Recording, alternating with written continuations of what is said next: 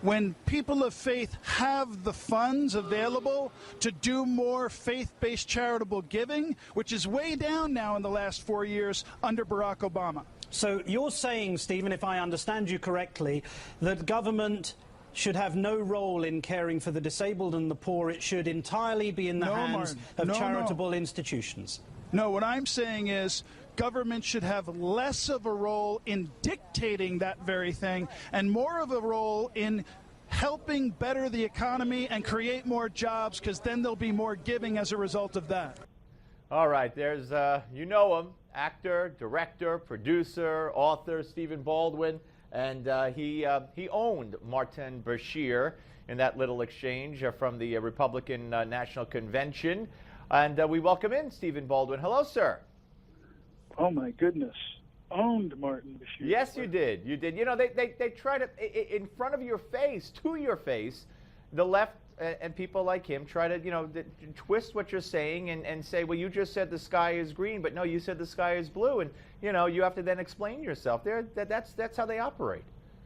Well, you know, yes, and worse than that is they don't want to deal in facts quite often when it proves them wrong. And the truth is that the highest percentage or the highest net worth faith-based individuals in America give way more than whatever is provided by the government. So that was really my point. Yeah, and it's a very true point. It's a very valid point.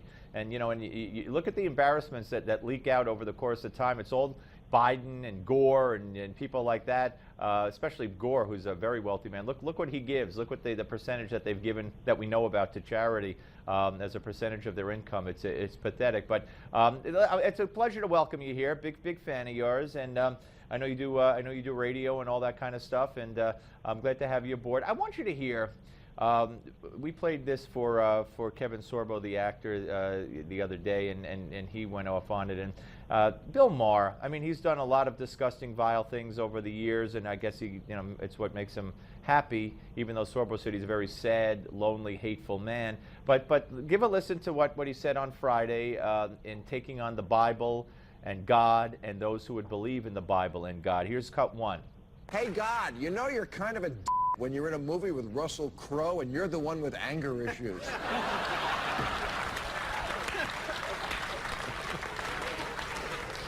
You know, conservatives are always going on about how Americans are losing their values and their morality. Well, maybe it's because you worship a guy who drowns babies.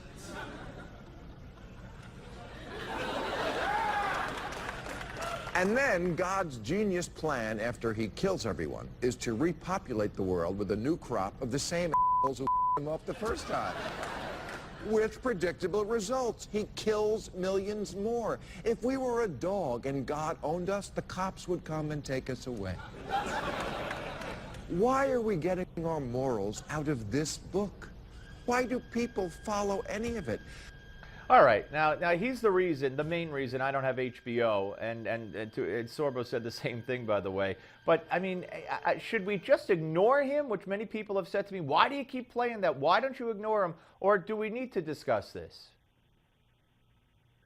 Oh boy. Well, first things first. If what he said caused Sorbo to go off, I mean, Sorbo's a pretty mellow dude, very nice guy. Well, when I say go off, I mean he said that, like I said, a hateful, lonely man, you know, and he talked about... Sure. Yeah. And listen, my first response, and you got to let me go there for a second, because as a Christian, outspoken, involved in ministry, you know, I'm no longer going to take the bait from the devil out of the mouth of Bill Maher, because really, if I'm walking my walk and talking my talk correctly, what matters most to me is that Bill Maher have the opportunity to receive the truth that is the Christian faith, et cetera, because, I'm not just saying that, forgive me if I sound like I'm playing my tiny little No, Jesus. go ahead. And the reason I say that is because I used to get angry at things like this.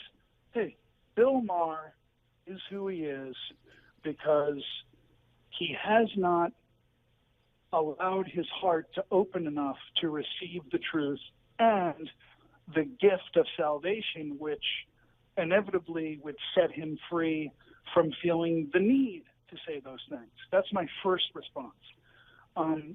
Secondarily, the other thing I've observed is Bill Maher really doesn't have that much of a significant platform, and that's the truth.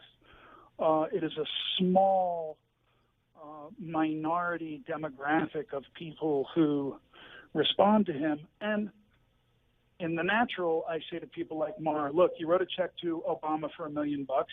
I want to know, are you getting what you stroked that check for, and are you getting what you voted for? Because I know from my brothers and their constituency, there is a large number of people who supported the progressive liberal cause through Barack Obama who are extremely dissatisfied with what's happening.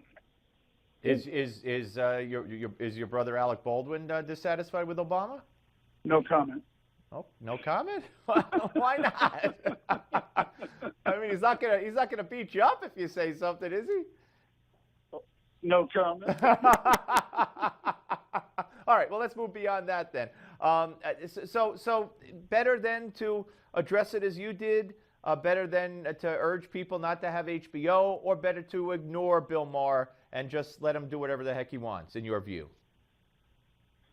Yeah, listen, I don't want to sound like that up on my, Jesus high horse, pointing the finger down, being condescending, this and that. It's my perception that Bill Maher, like a lot of people, is not connected to the truth, which in my opinion leads to good common sense. People who have his perception are usually people who think they're smarter than everyone else, want what they want, and don't care what anyone else thinks. And I mean, forgive me, but if that doesn't sound like the perception of the actions of this current administration, then I don't know what else does. So I think hopefully the 2 terms of Barack Obama can be a lesson to America. If it's not, then America gets what it deserves. No, I couldn't agree with you more, and I think this is going to be America is going to speak in November, but hopefully they'll speak again in 2016. But before we run out of time, we got a couple of minutes. Let me ask you about Hollywood. I mean, there's been a number of religious movies made, religious-themed movies, moral-themed movies. Is there a resurgence? Is this the shape of the future, or could that ever be the case with liberal Hollywood? Well, there's no question that there is a tsunami of Christian content that's about to come on shore. It's a blessing for me because my phone's ringing off the hook, and it's kind of nice to be in the process of developing stuff that I would like to brand and associate my name to, which will be kind of more edgy Christian stuff that relates to the culture in a greater way, I believe and I hope.